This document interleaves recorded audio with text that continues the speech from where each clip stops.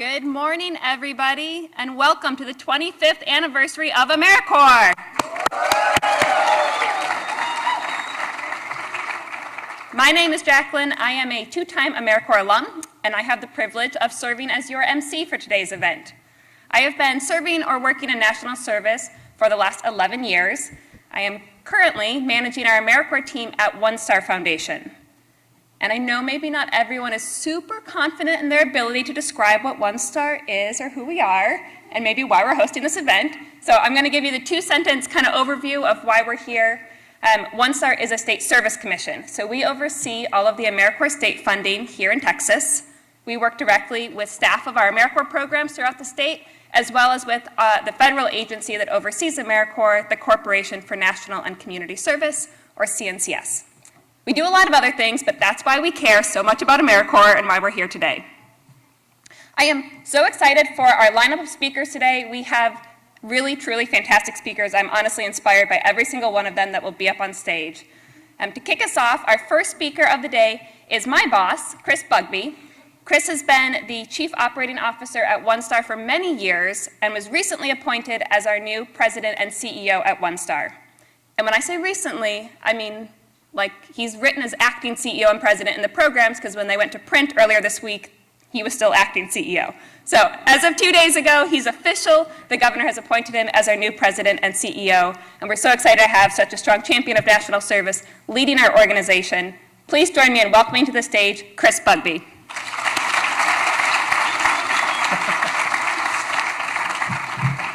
And what a great way to start my week here. Yeah. So good morning. As Jacqueline said, welcome to the celebration of the 25th anniversary of AmeriCorps.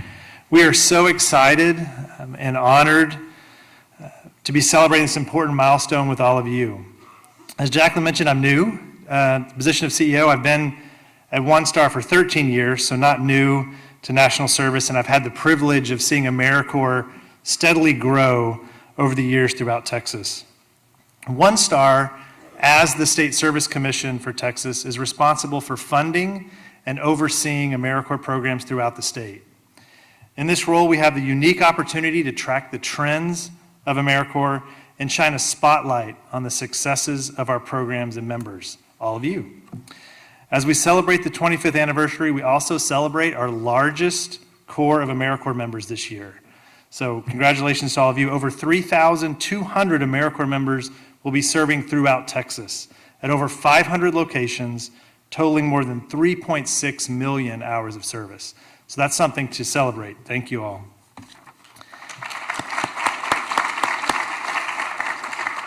And today, while we celebrate in Austin, we're joined by AmeriCorps programs and members commemorating this event in Amarillo, Dallas, Brownsville, El Paso, Houston, and other cities across Texas.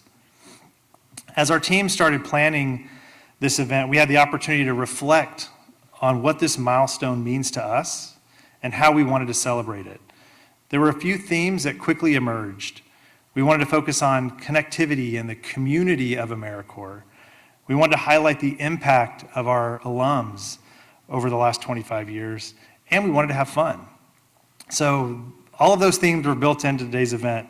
I hope you had fun out at the networking reception and got to see some of the amazing artwork, which was either created or curated by some of our AmeriCorps members. Throughout the ceremony this morning, you're going to have the chance to hear from AmeriCorps alums and what their service meant to them. And afterward, we hope you'll join us kind of upstairs, for AmeriCorps Festival, featuring booths with activities and information for networking and professional opportunities in Austin. This event itself is truly powered by AmeriCorps alums.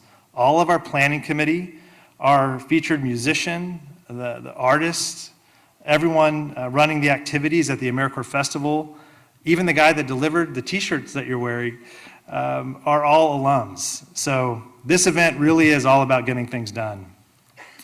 We're also excited to have Austin Mayor Steve Adler here with us, as well as our National Director of AmeriCorps VISTA, Desiree Ticker-Sorini, who you'll hear from in a little bit. We have some of our OneStar board members, Mary Grace Landrum and George Green, who joined us. and some incredible alums, including Daphne Brookins, who is not only an AmeriCorps alum, but also one of our board members. So you'll get to hear from her. As you listen to the speakers throughout the ceremony, I hope you take away that this year of service is bigger than you. It's bigger than the students and the clients you're serving. It's even bigger than the community that you're impacting. Your year of service is contributing to a movement that is 25 years in the making, a movement that proves we all win when individuals step up and make a difference. So as you embark on your year of service, you are joining a legacy of 58,000 women and men that chose to serve in Texas. And you are building on the foundation of the 79 million hours of service they've provided. So thank you not only for choosing to serve, but thank you for choosing to serve in Texas. You all are the future of AmeriCorps, and you are starting us off strong for the next 25 years. So we'll see you back here. It'll be 2044, if you can calculate that in your head, and we're going to celebrate you and all that you will accomplish this year and beyond. Thank you.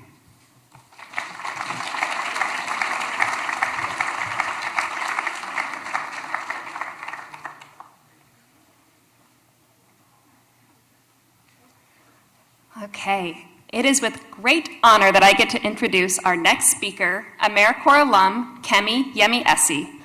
I first met Kemi almost 10 years ago now when I was hired on as a project coordinator at the AmeriCorps program where she was serving. During her 3 terms of service, count them 3, I was inspired over and over again by her perseverance and commitment, and I laughed over and over again at her quick wit. So please help me welcome to the stage, Kemi Yemi-ese.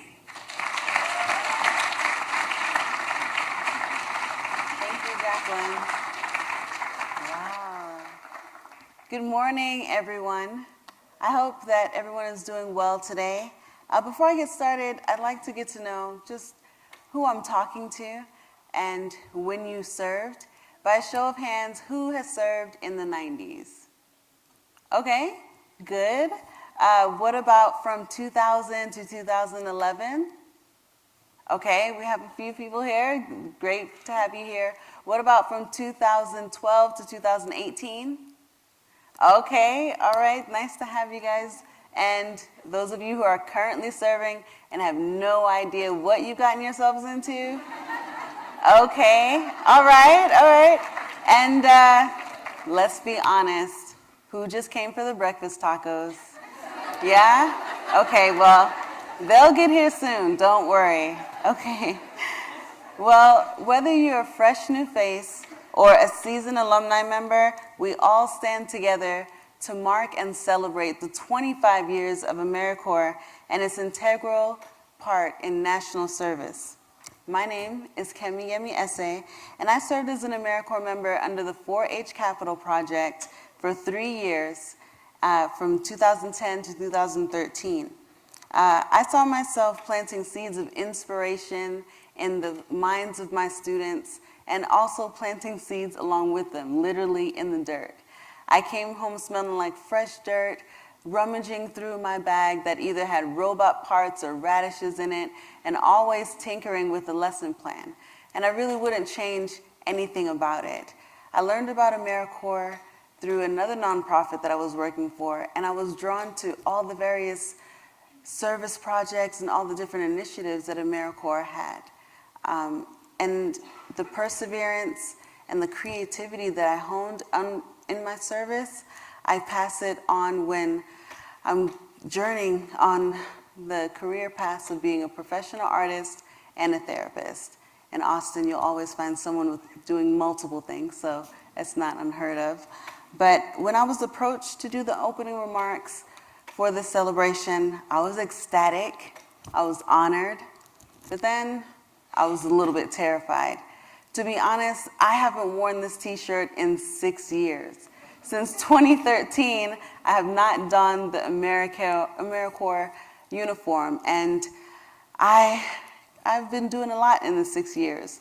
I've been eating at all the food trucks I could find. I've been eating as many donut-based foods as I could, and really Austin being the food capital, I was really enjoying myself. But I wondered, would this shirt be kind to me? Would I still feel a part of something greater? I wondered if squeezing into this t-shirt, I would be reminded of the person that I was 6 years ago, about the ideals that I had some time ago. And one word came to mind. Turn to the person next to you and say legacy. Legacy. The legacy of this organization is what I saw in the mirror and what I see before me now. Individuals working together towards a common goal of improving the lives of others through various community initiatives. You'll find during your term of service moments where this impact is manifested. I've had a good number of these moments, and one in particular always comes to mind. I was working at Pickle Elementary at an after-school program with AmeriCorps, and another organization was coming to show my kids bike etiquette, teach them how to ride a bike, and all that bike safety protocol. And one of my third graders, she had just learned how to ride a bike, so she was really, really nervous. And I encouraged her to just go out and participate, and I promised that I would watch her from the blacktop along with all the other teachers. And my student was able to complete a full circle. She was laughing and smiling and so proud of herself, and I thought her cheeks would take over her whole face. She was so adorable. And she was coming around the last circle, and that's when she began to wobble a little bit. I watched her fall off that bike. I watched her face crumple, turn flush as she tried to hold back the tears, and she looked up, saw me, and ran directly towards me.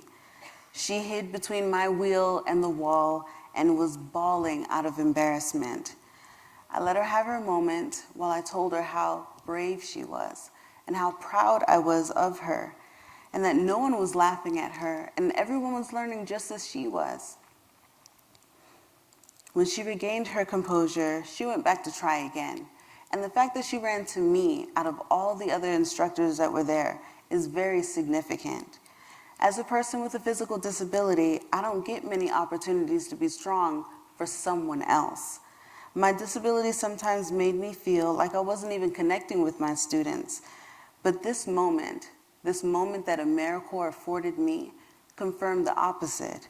And my positive impact on that student was completely evident.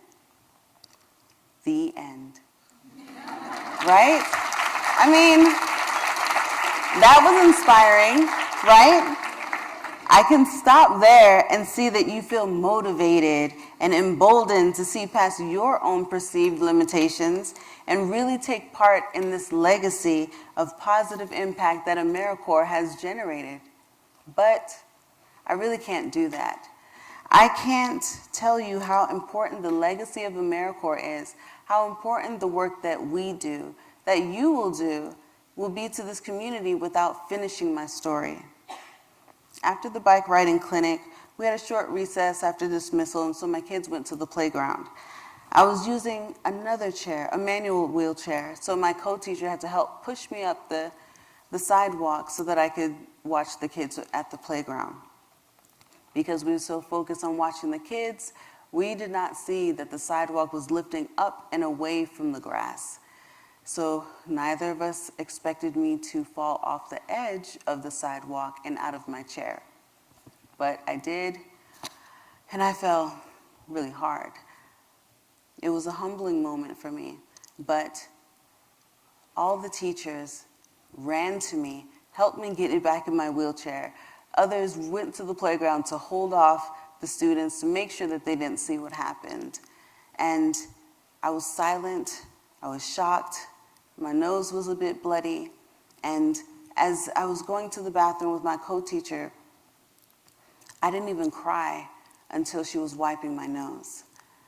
I didn't cry because my nose was hurting. I didn't cry because my nose was bleeding. I didn't cry because I was embarrassed. I cried because I didn't think I fit here anymore. I thought, did my students see me? Would they think less of me? What am I even doing here? I was so emotional, and I was so discouraged just in that moment. How can I go from being so strong for one of my students and now I can do nothing to help myself? And she was so wonderful to me. She encouraged me, she wiped my nose, she promised that no one saw me, that everything that I had done as a teacher for my students was impactful and was not erased just from one fall. I calmed myself down as well and regained my own composure, just like my student did. And when we returned to the playground, extra aware of the sidewalks this time, looking down and make sure there was no cracks or anywhere that I could fall again, we took my kids out for dismissal. And they didn't ask much, but I knew that they wanted to make sure that I was okay. So I cracked my usual jokes and reminded them of their tasks, just so that they know that Miss Kemi is completely fine and nothing has changed. In that tough moment of self-doubt, my co-teacher was there for me. We remain friends still, and I will cherish the support that she showed me, along with all the other 4-H staff members and co-teachers. During our terms of service, I just felt so extremely supported. I want to encourage you that you as an individual can make an impact, but you are not alone to shoulder that onus. Just as my co-teacher was there for me, you have a support system that you can rely on when you have moments of self-doubt or discouragement. And I implore you to take full advantage to see those friendships grow. I mean, look around you. Unity is the heart of a good legacy and a lasting legacy. And the ripple effect of our impact as AmeriCorps members will be felt and celebrated for years to come. I will close by expressing my deep gratitude. Thank you for all that you've done and all that you will do together. Thank you.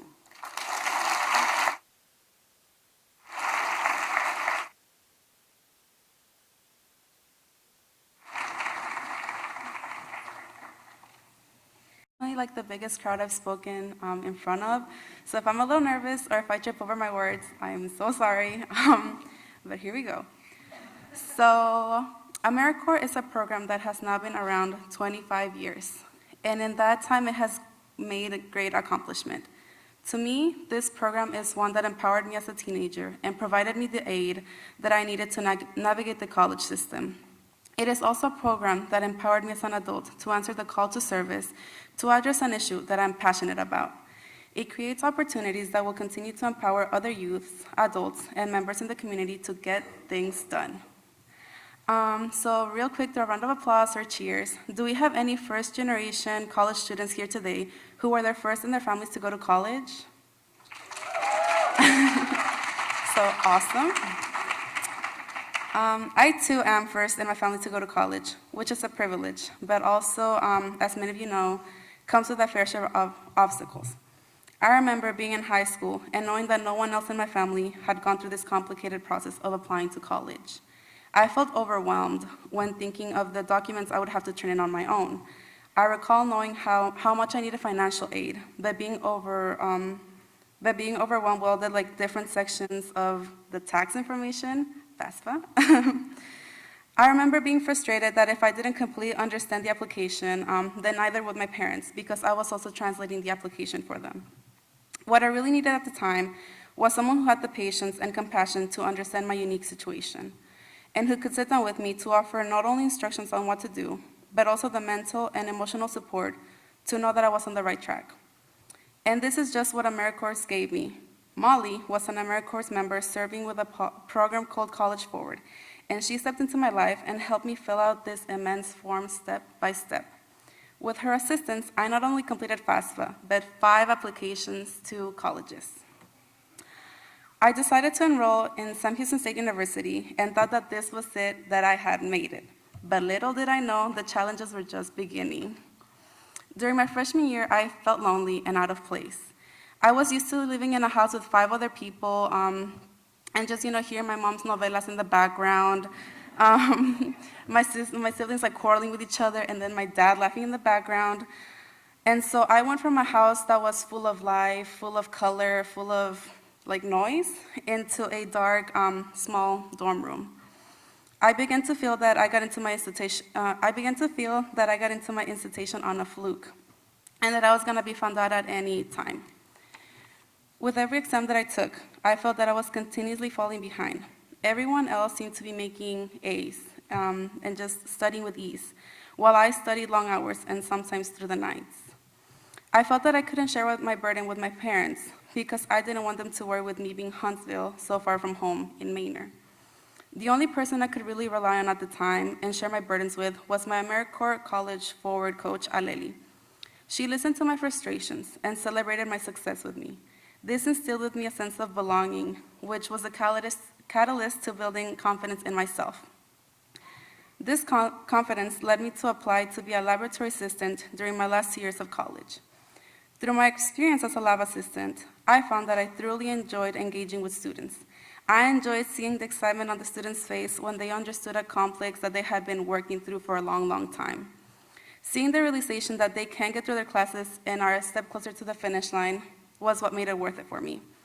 The part that I loved the most was sitting down with the students after long, arduous tutoring sessions and just talking about their backgrounds and seeing that I shared a lot of similarities with them. I had always been aware that there were large disparities between which students actually obtained their degrees based on race and socioeconomic background. It was not until I was already in college that I had personally witnessed in both statistics and my own experiences how great this gap is and how it affects many students. I vividly remember a student named Sophia who always sat at the front of the class. She always paid close attention, faithfully took notes, and attended my tutoring session classes with her huge backpack full of notes and textbooks. It was during one of these tutoring sessions that Sophia broke down in tears and shared that she was scared she was going to flunk out of her class because she was struggling. It was a familiar story that I had not only seen with students, but also lived through myself. Although I tried to comfort her and assure her that it was only for this time that she was going to get through it, at the end of the semester, when final exams came around, Sophia wasn't in my class anymore. What most resonated with me was that Sophia and I were not alone in our frustrations. As I sat in front of the class administering that final exam, I noticed that we had gone from a full classroom where students could barely find like a place to put their backpack to a classroom that was only half full with a lot of open spaces between students. This stark difference from the beginning of one semester to the end made me rethink through my past tutoring sessions. I then noticed that even though students weren't verbally sharing their concerns, that they showed it through their physical appearance. For example, if a student had like dark bags under their eyes or they were just really pessimistic, it meant that they were struggling. This experience led me to consider serving myself as an AmeriCorps member at College Forward so that I could be a source of support to students. As an alumni of College Forward's high school and college program, I knew that this program would align with my goals and provide me the support and training I would need to serve students. Serving others and studying are two of my immense passions, but I was hesitant to take a year between undergraduate studies and graduate school. You see, I was very conflicted and scared because if I were to remain inactive in my field, would graduate programs still consider me, or would they rather take someone who had been straight from undergraduate to graduate? It was as if I was having to choose between my career goals and doing something that fulfills me and brings me joy. I struggled with this decision up until a month before graduation. At the time, I had my last meeting with my AmeriCorps College Forward coach, Taylor. She understood my position of being extremely close to graduating and being unsure about where I was going to go. So she suggested I sign up to serve a summer term at College Forward. I felt that this was a good middle ground because this opportunity let me take the summer to figure out if serving students was something I wanted to do for a full term of service. So I decided to muster up the courage and apply. As the first to graduate college in my family, I had this cumbersome pressure of continuing to set the example for my younger siblings and continue my studies. I now had to deliver the news to my parents that I was going to spend a year in AmeriCorps, and I started to feel panic rising. It's kind of like when you're on a roller coaster ride, and you're going up the hill, and you're going, you hear the metal clicking, and you get to the top, and you look down, and you're scared. But once I got to the top, there was no drop. My parents have always told me to crear mi propio camino, which is to make my own path. And this is what I was doing by following my desire to serve. My parents were 100% behind my decision. Fast forward 3 weeks later, and I was walking the stage with 2 bachelor's degrees, one in forensic chemistry and one in criminal justice. Oh, thank you.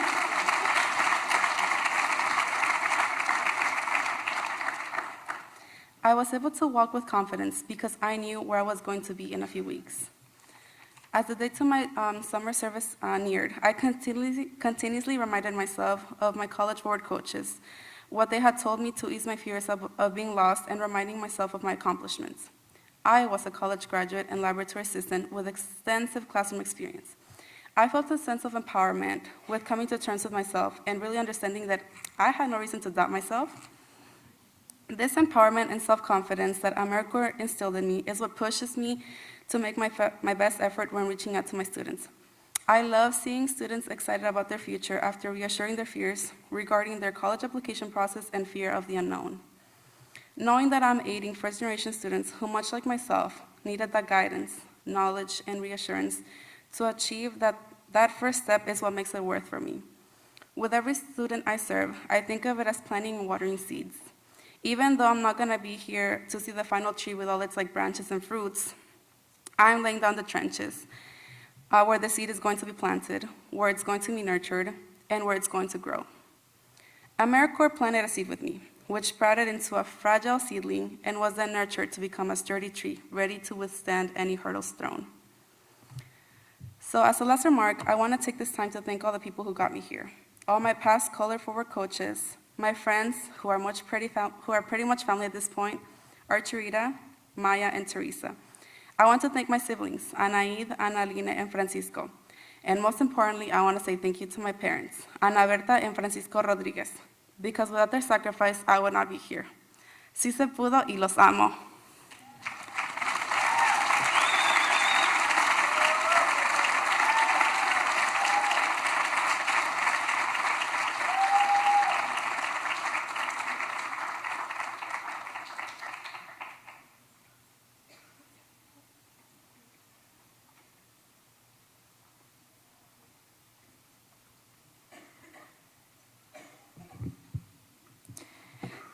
Good morning, everyone, and welcome to the AmeriCorps 25th Anniversary Celebration. I am so honored to stand before hundreds of AmeriCorps members, alumni, and leaders who have served our communities and have invoked positive change both inside and outside of our Lone Star State. My name is Dana Haddad, and I served 2 years with AmeriCorps through Teach for America. A huge thank you to all of the AmeriCorps alumni, organizational staff, donors, and friends, and of course to our newest AmeriCorps members for the time, energy, leadership, and love you pour into all that you do to build a better Central Texas. Now I'm the first and only employee of the ServeAustin Collaborative, a true coalition of Central Texas's 8 state AmeriCorps programs, which includes American Youth Works, Breakthrough Central Texas, College Forward, Communities and Schools of Central Texas, Front Steps Keep Austin Housed, Literacy First, Literacy Coalition of Central Texas, and 4-H Capital. Our organizations are working together to increase racial and economic equity in Central Texas, and I'm working to make sure that everyone in our community knows that AmeriCorps is here, and that we have more than 600 AmeriCorps members getting things done in Central Texas each year, and that they can be a part of national service right here at home. For the 25 years of AmeriCorps Alums Panel, we have invited 3 extraordinary individuals who used their AmeriCorps experience as a springboard into meaningful and fascinating careers. Each of our speakers today served years apart in different decades, but they are united by the impact that national service has had in their lives.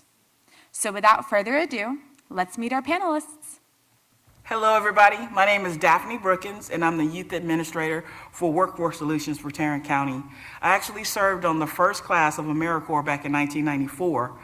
Today, I am a member of the OneStar National Service Board, and I'm also running for Fort Worth ISD Board Trustee District 4.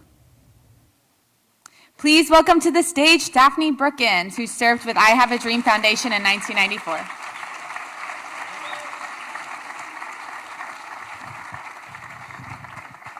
Hi, I'm Sheena. I served in AmeriCorps in 2008 and 2009 with Literacy First, formerly known as ACE. I was a full-time tutor and a VISTA member. After my years of service, I decided to work with Victory Tutorial Program as a program outreach specialist, recruiting community volunteers for one-to-one tutoring with students in grades 1st through 12th. And then I left and worked for Humanities Texas as an education outreach coordinator. I recruited middle school and high school social studies and English teachers for professional development workshops for the entire state of Texas. Now I work at a major tech company as a project coordinator, developing workflow processes for internal tools and resources. Give it up for Sheena Moore, who served with ACE, now known as Literacy First, in 2006. Hi, my name is Jordan Gamez, and I served in 2017 with Texas Conservation Corps as a disaster response team crew lead. I now live in Houston, Texas, and work with FEMA as a FEMA voluntary agency liaison. And lastly, please welcome to the stage Jordan Gamez, who served with Texas Conservation Corps at American Youth Works in 2017.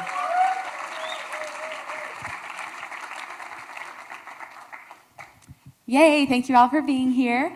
So I had the chance to watch the video series and get to know a bit more about your stories. And I had the chance to learn from those a bit more about the people that inspired you into AmeriCorps. But I'd love to get started by hearing a bit more about maybe a person or an experience in your AmeriCorps service that really inspired you to continue leading a life of service. So a couple of years ago, when I was in Texas Conservation Corps, right when we first started, we had a training. OneStar and the Texas State Voluntary Agency Liaison came out to us. And they started talking about their roles and responsibility, and it was so inspiring to see this one state voluntary agency liaison, only one in the state of Texas, serving 254 counties, empowering communities and stakeholders to strengthen their capacity and capabilities for recovery. It was truly inspiring, and I went to talk to OneStar Foundation and the Texas State Val, and I asked her, how did she get to where she was? You know, what did she do? How did she get there? And she told me, you know, she didn't go to school or anything, and she kind of just progressed there from FEMA experiences and things like that. And I was like, all right, no school. That's for me. But also, that was truly inspiring. And if you ever get the chance to participate on a disaster deployment, it's unlike any experience. You've got people coming from all across the nation. You've got citizens coming from across the state, neighbors helping neighbors, and they're doing it genuinely from their heart. And I love to see it, and I love to be surrounded by it, and that's why I continue to serve the state of Texas. So the first thing that got me inspired to be an AmeriCorps member was the students that I served. That was first and foremost, and that was the first year. And then the second year, actually, I became the coordinator for the program that I was serving on, and I recruited my little sister, who's about 6 years younger than me, to actually come and be on staff. And we weren't very close growing up because of our age differences, but bringing her up and serving with me made a huge difference in both of our lives. So. Awesome. Thank you all for sharing. And so going off of, the people and experiences that have inspired you, what are some skills you gained in your AmeriCorps experience that you still use today? I think for me, working in the tech industry, a little compassionate and communication is huge. You're working with so many people, you're collaborating across different business lines, but you learn that in your AmeriCorps training. You learn what it's like to engage with different diverse communities. And so what you learn with your colleagues, what you learn as you're interacting with the community, that's going to take you anywhere. You're always going to have to be working with people and collaborating. So if that's something you're working on, if that's something you want to get better at, I would say now is the time to really hone in on those skills and learn how to really, engage with that. I agree to what you just said. Leadership qualities is number one that I got out of this. And if I had not served as an AmeriCorps member, I know I would not have taken the steps that I've taken to become a leader in the community. It definitely prepared me for that. It took away all the fear, because when you're an AmeriCorps member, you're pretty much on first call to about everything. And so that gave me the strength to, every time something came up, to be able to step out, because I did have that growing up as an AmeriCorps member. Yeah, it's truly amazing how many skills you learn through your term. I mean, time management, conflict resolution, communication, leadership, the list goes on, and it just prepares you for your next step in life. Thank you. So I know that during my AmeriCorps experience, I made my absolute best friends, which I was sharing with you all earlier. And I also have an incredible mentor, all of which I use in my support network here today. And so I'd love to hear a bit more about the connections you made and how you maintain those relationships now, whether they be personal or professional. I know you mentioned your sister. Yeah, I'd love to hear more.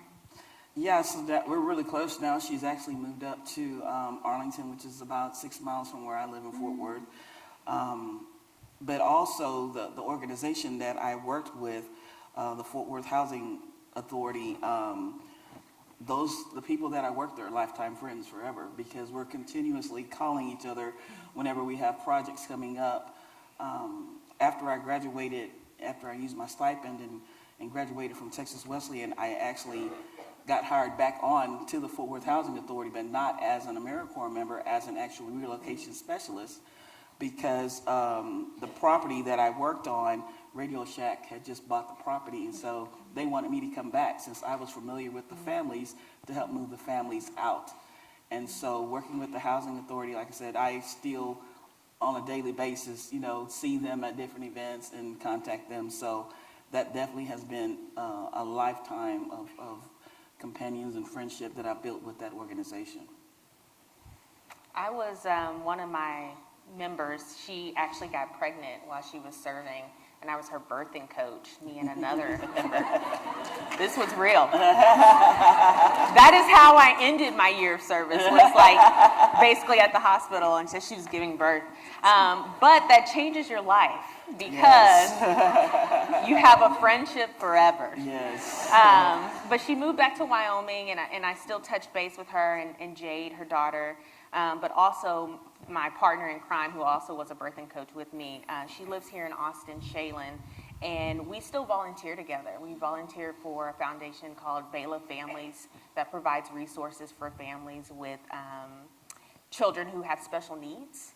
And so we're part of their fundraising committee. So we see each other quite frequently, and we're still really good friends. So you never know what type of connections you're going to make in your year of service, and what those friendships are going to look like as you get, older. But this will be the moment where you'll create some very unique and very special friendships. Yeah. On a personal level, I made a lot of friendships in Texas Conservation Corps that I still keep in contact with.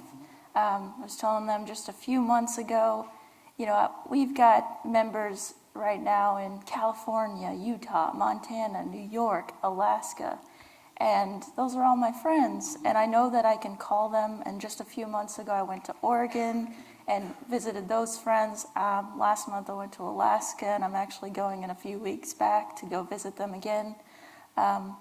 So it's a truly amazing experience. The bond that you create here is very unique because you're surrounded by like-minded individuals, all connected with a compulsion to serve.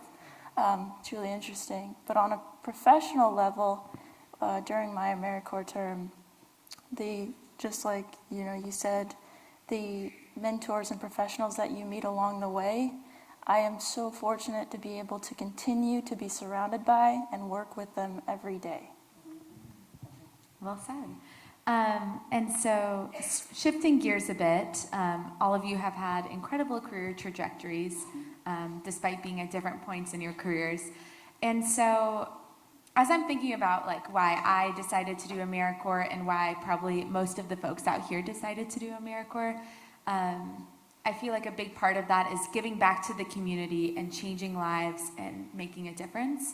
And so when we get so wrapped up in our service year, which is a good thing, we often forget to focus on ourselves and seeing how that service year can actually launch a career trajectory, or it can really be intentional piece in our lifelong pathway of making change. And so how would you recommend folks currently serving or maybe emerging leaders that recently became alumni, how would you recommend that they see or use their service year as a way to launch their next step professionally? What advice do you have for folks? All right. You're the newest, so. I don't really like public speaking. And I thought that was going to be the scariest thing, but the scariest thing is actually being in front of a camera. So now I'm sitting here right now in front of you guys, and I'm like, all right, my heart's not beating too fast. So I'm able to, I'm still alive, but I don't have notes. Usually I always have notes. So I know that I'm progressing, and I'm doing things that make me uncomfortable, so I can progress and personally develop. And that's going to be the biggest thing during your term, because it's a safe and open environment to make mistakes. I made many mistakes, but just know that you can do that. Seek to be uncomfortable because you're going to grow, and use every opportunity afforded to you. There are many of them. I would tell people, don't stress out about it.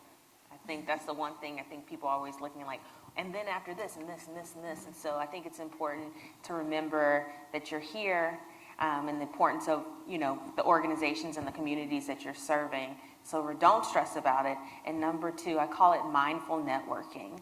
When you're engaging with people in the community and people that you meet, get to know them, get to know what they're doing, understand them.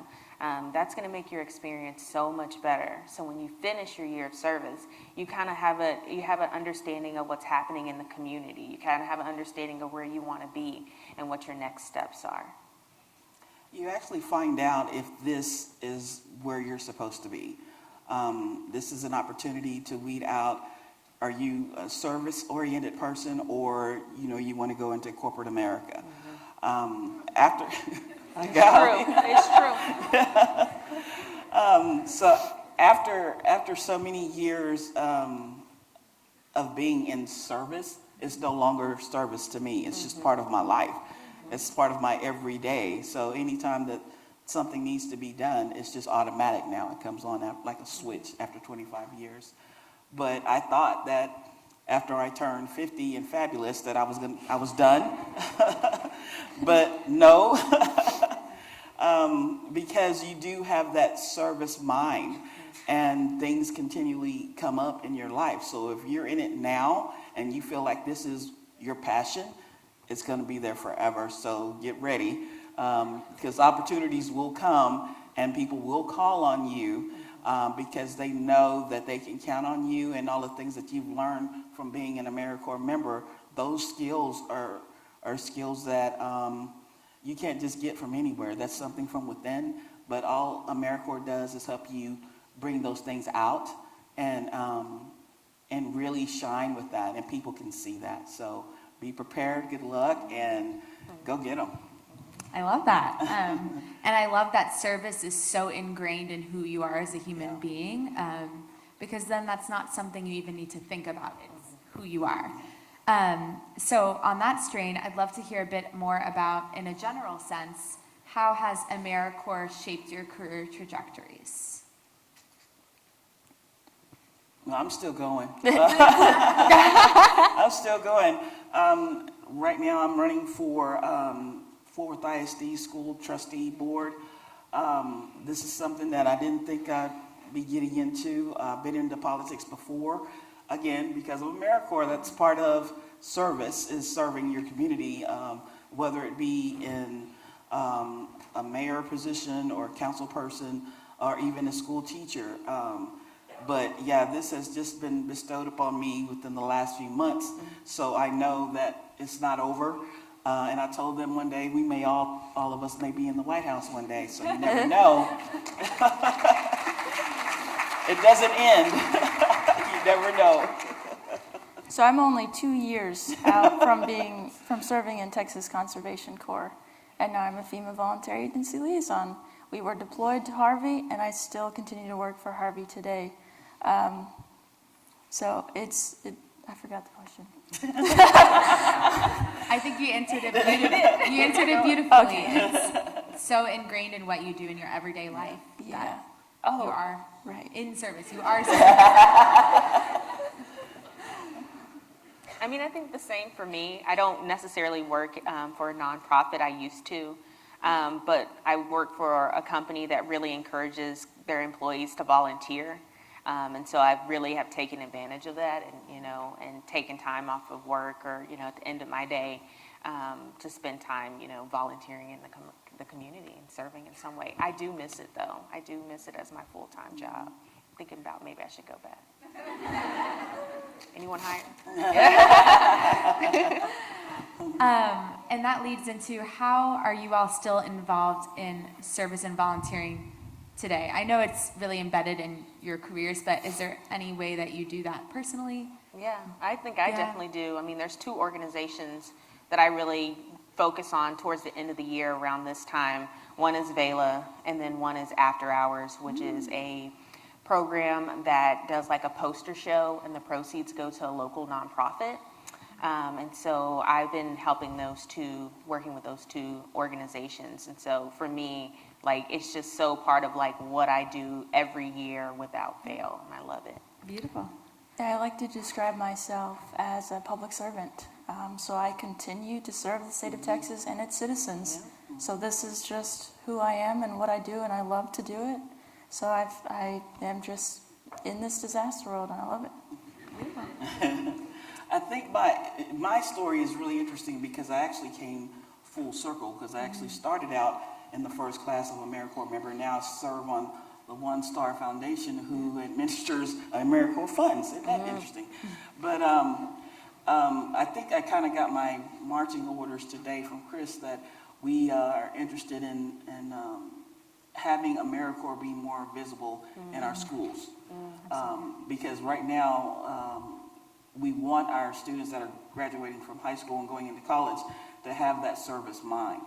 And one way that they can do it is actually become an AmeriCorps member. So, Chris, I got my marching orders, so I look forward to that next chapter. Beautiful. And thinking about that future generation and thinking about how far we've come, I'd love to hear in one word what 25 years of national service means to each of you. To me, it's a hard question. Game changer, because it actually changed the direction that I thought I was supposed to be going on. I've been a singer all of my life, so everybody ever told me that I was going to be a singer. And then, I realized later on that the voice that I do have, I believe that God gave me to be the voice for voiceless, for those people who can't speak for themselves. And so I've accepted that.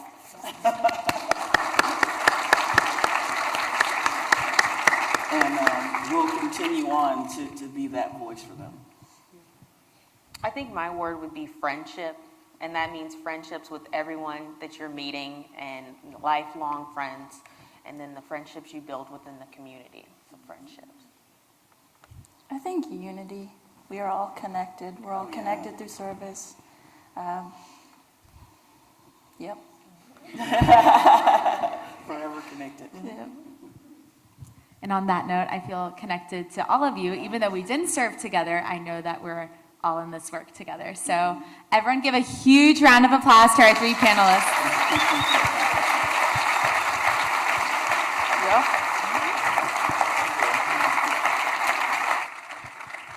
Thank you.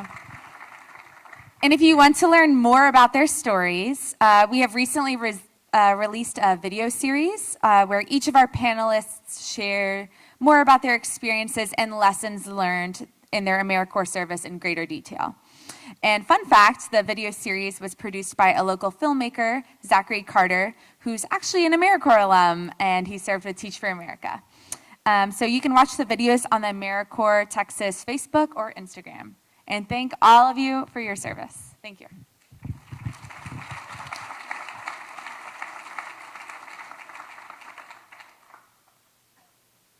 What an inspiring panel. That was really fantastic.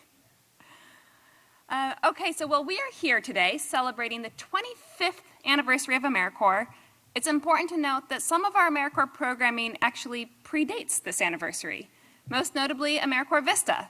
VISTA was founded by LBJ in the 1960s and then became a stream of AmeriCorps service when CNCS was created in the 90s.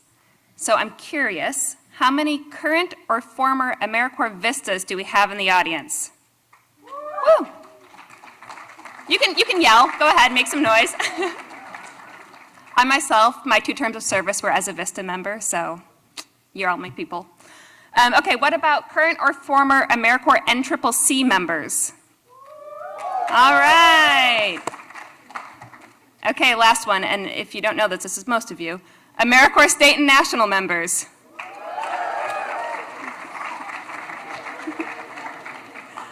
Okay, so all 3 of these types of AmeriCorps are all part of the AmeriCorps family, which brings me to our next speaker, Desiree Ticker-Sorini.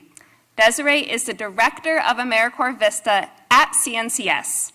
Prior to her role there, she worked as a Chief of Staff at CNCS, and before that served as the Assistant Secretary of Public Affairs and Public Liaison at the Department of Treasury. We are thrilled that she made the journey all the way from DC to celebrate with us here in Texas. Please join me in welcoming Desiree Ticker-Sorini.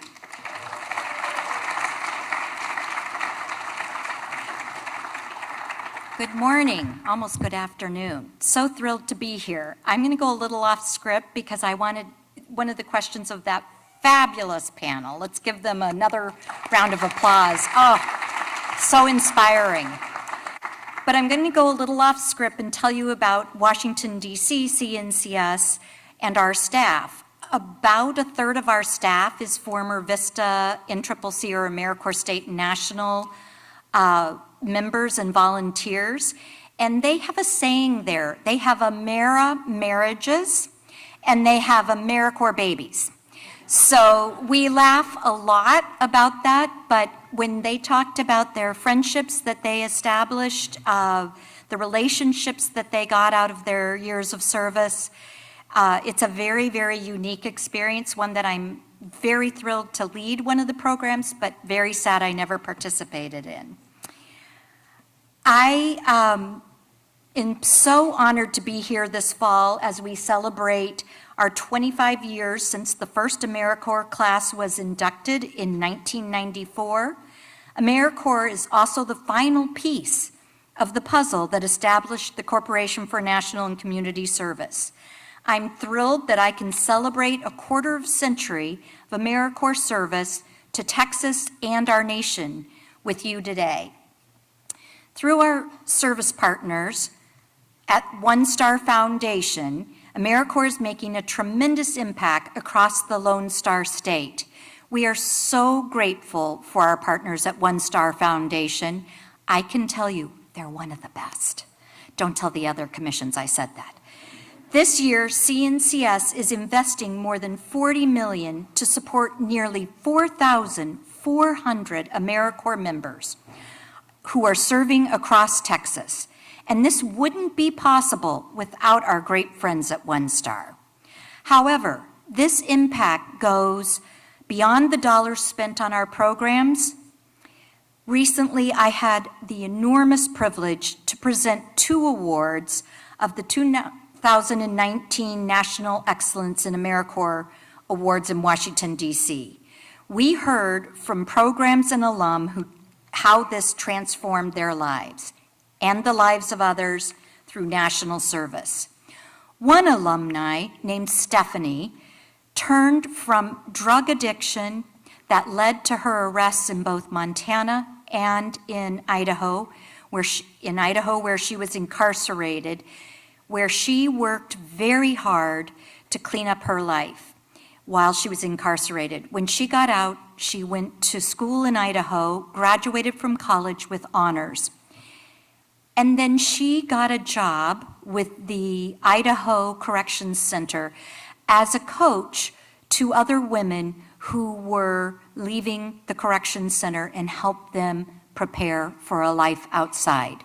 She also was pardoned by both Montana governor and Idaho governor and is now what she calls a returning citizen from the prison system.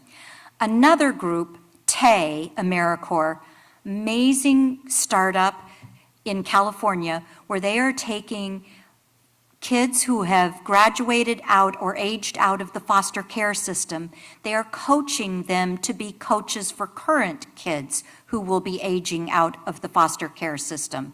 So the AmeriCorps members that are working there are getting this fabulous experience and growing professionally, and they're helping their peers. So it is a peer-to-peer service. Just remarkable, as these young women were. I'm excited that you all have chosen to pursue the path of service at this moment in your lives. When you take the AmeriCorps Pledge today, you will be joining more than 1 million Americans who have taken the same oath to get things done for America. As you begin your AmeriCorps service term, I want you to know that your time will be well spent improving lives across Texas and the nation. Your work is vital, it's valuable, and much needed as you help communities tackle some of the most difficult challenges they face at this moment in time. I know you all have a desire to make things better, the open mind to accept new ideas and lessons, and most important, the empathy to see the needs of others and then do something to help. Some of you will serve in rural areas. Some will go to small towns, and others will serve in cities. Every AmeriCorps experience is a little different, and that's good because we're all a little different. But your service will carry forth values that cross boundaries of all types. The year ahead will be one that you will never forget. You will have moments that are challenging. You will have moments that are tough. But no matter where you go or where this year takes you, this will teach you something about the communities you serve and so much about yourself. I predict by the time your AmeriCorps ends, many of you will discover strength and resilience inside you that you never thought you had.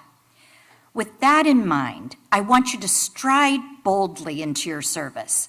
Some of us remember this time in our lives when new adventures called, when doors opened, and we answered that call and we walked through those doors. You are on a journey that will take you to places you've never been before. Today, before you take the pledge, I have one favor to ask of you. Help us spread the word about AmeriCorps. I need you to be the ambassadors. As you serve your year, I want you to share your stories. One of the best ways for people to learn about national service is through word of mouth from our members and our alum, like the ones who spoke a few minutes ago. Many of you learned about AmeriCorps through friends, family members, and classmates.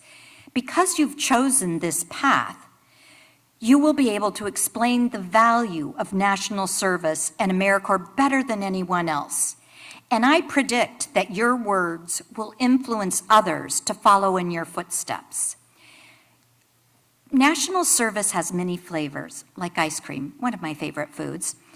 NCCC, as you heard here, you go to a campus, we have 4 of them across the country, and you have this opportunity to learn from others, be trained, and then deployed to national disasters. It is an amazing experience.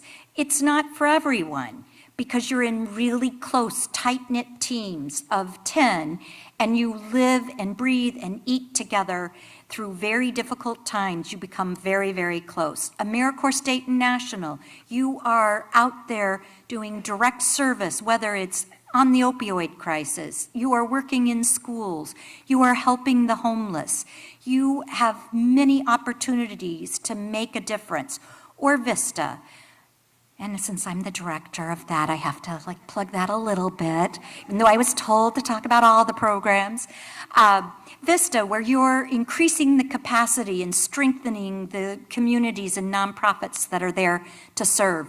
You are writing grants or doing a PR campaign or a fundraising campaign or recruiting new VISTAs or combining work with an AmeriCorps project. Or you could be talking your grandparents into serving in our senior corps and foster grandparents. There are ways for you to spread the word in every way. Thank you so much for stepping up to represent the incredible, passionate community of individuals who are committed to service and for creating a legacy that others will carry in the future. I had no idea I would be complimenting your speech on legacy. Now I have the great honor to introduce a man who embodies service to others. He and his brother were the first in their family to graduate from college. Then he went to law school. He practiced civil rights law and founded a successful eminent domain law practice. He, like me, is a civil servant. Please let me welcome the mayor of the great city of Austin, Mayor Steve Adler.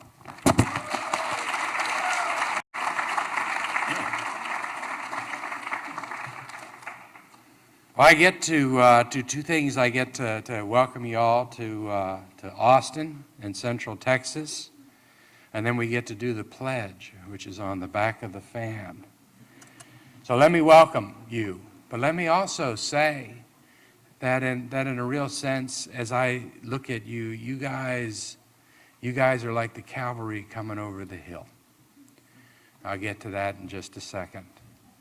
This is a cool city that you have arrived in, and we welcome you here. I know that we're a cool city because I was with the mayor of New York not too long ago, Bill de Blasio.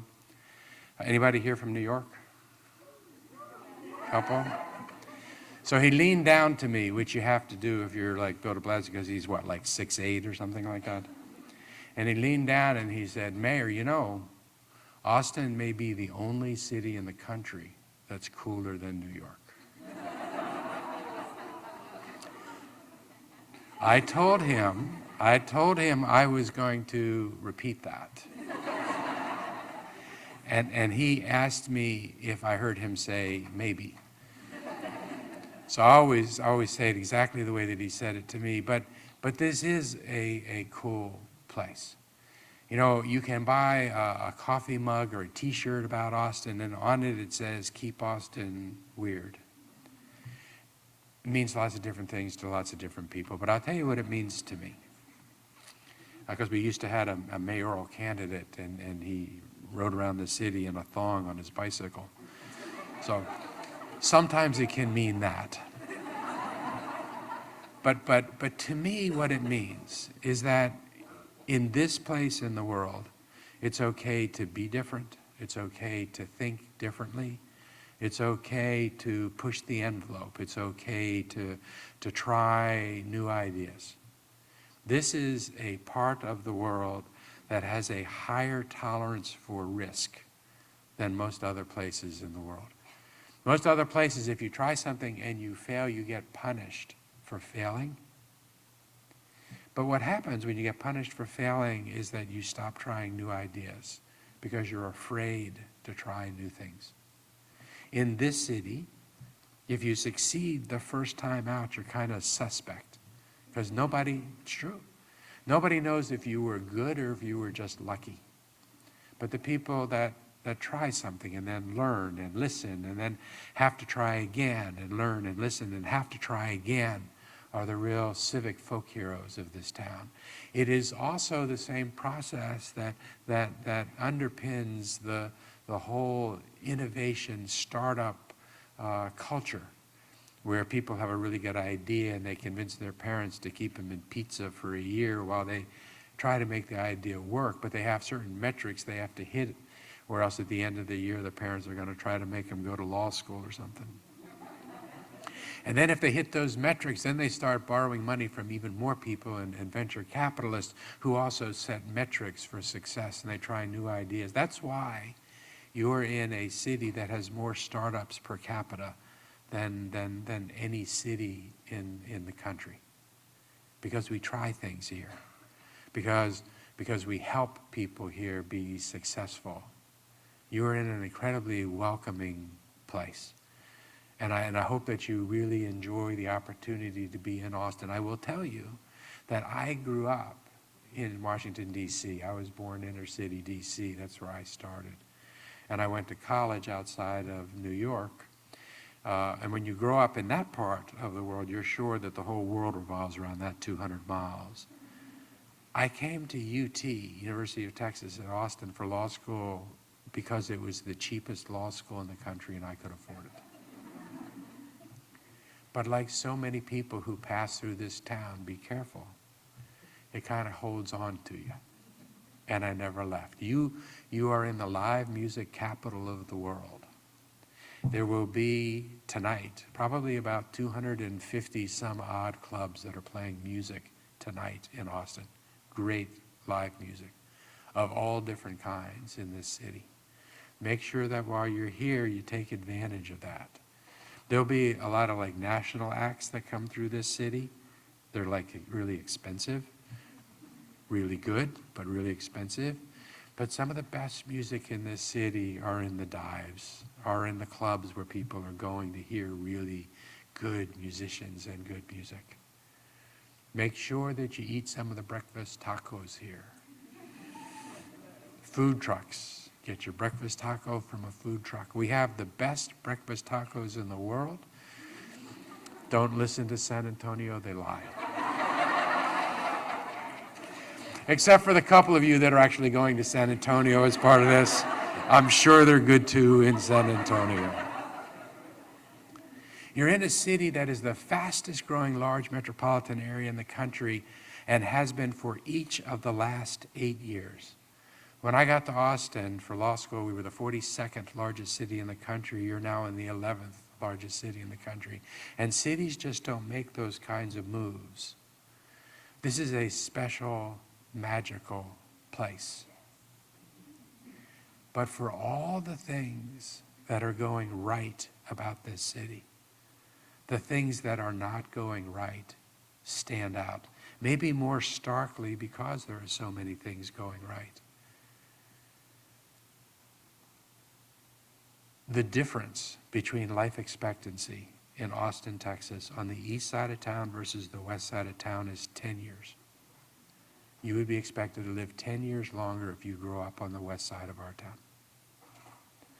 This is a city, like southern cities, that had a land plan back in 1928 that sent different people of different colors to different parts of the city and denied you utility service if you found yourself in the wrong part of town.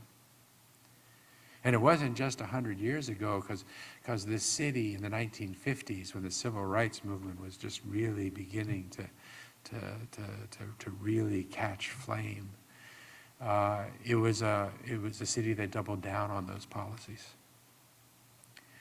We're not responsible for the racism that existed in our city back in 1928 and the 1950s. But as a community, we are very much responsible for the way that racism has been institutionalized in our community. And not just ours, but cities across the country. We are responsible for continuing effect of that and then fighting against it. To end institutional racism and systemic inequities that exist in society. And we do that, oftentimes, most needed, at the front lines, where you guys are going to be. You know, as you arrive here now, you'll see that one of the most talked about subjects in the city right now is homelessness. Homelessness is a challenge that exists in cities across the country. Austin's homelessness challenge is actually pretty average. The national average for increase in homeless population is greater than Austin. Even among cities, Dallas homeless population, people experiencing homelessness, went up twice what Austin's did last year. But the city that you're living in did a pretty interesting thing this summer.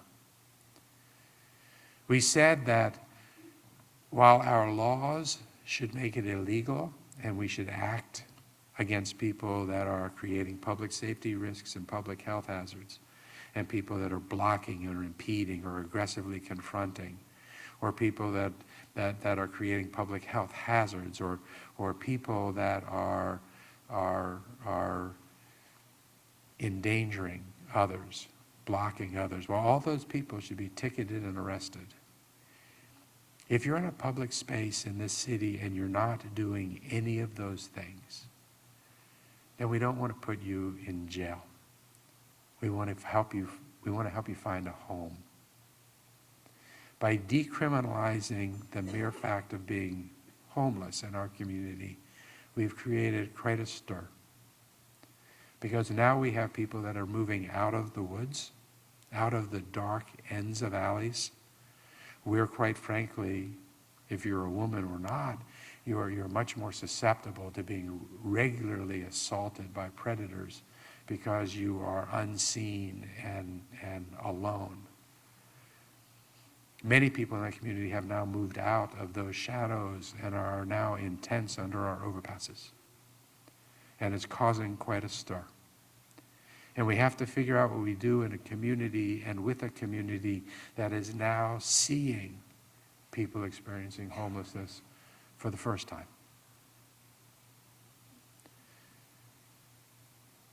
I believe that this is going to be a city, because of its wealth and its opportunity, that's going to be able to end homelessness by actually putting those people into a home and getting them services, where we know that we will be over 80% successful in keeping that person in that stabilized place indefinitely. But the conversation and the angst and the concern on this issue is not unlike the issues that each of you are going to be dealing with. I'm really fortunate in my office. I have some VISTA volunteers that do their duty with me.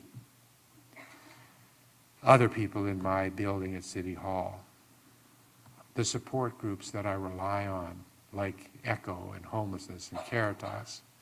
The organizations that are working with middle high school girls like Breakthrough, Jen Austin, first-time college graduates. The work that you guys are doing are what makes cities able to take strong stands on policy choices that are critical to having an equitable and fair society. I can't thank you enough for devoting a year of your life or more in this measure of public service. It is not taken lightly by elected leaders of cities or any of the organizations that you're going to go help. You are change agents. You are the piece of our larger community that will make my city and your peers and contemporaries around the country, other cities, survive in a way that cities should survive. Have a great time while you're in Austin. I know they don't pay you enough, but you can find really, really neat free things to do. in this city. And let me repeat where I started. As I look out at you, you guys look like the cavalry coming over the hill to me. This city does not work without you. If you guys want to stand up, I think we could probably all lead you through this pledge.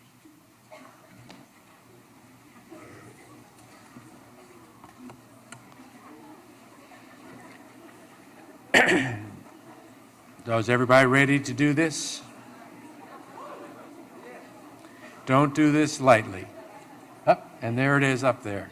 You don't even have to look at the fan. I'm going to read the line, and if you would respond to me with your pledge. I will get things done for America. I will get things done for America. To make our people safer, smarter, and healthier. To make our people safer, smarter, and healthier. I will bring Americans together to strengthen our communities. I will bring Americans together to strengthen our communities. Faced with apathy, I will take action. Faced with apathy, I will take action. Faced with conflict, I will seek common ground. Faced with conflict, I will seek common ground. Faced with adversity, I will persevere. Faced with adversity, I will persevere. I will carry this commitment with me this year and beyond. I will carry this commitment with me this year and beyond. I am an AmeriCorps member, and I will get things done.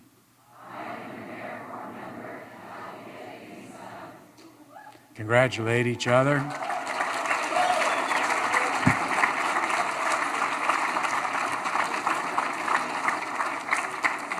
And to all of you, I say welcome home to Austin.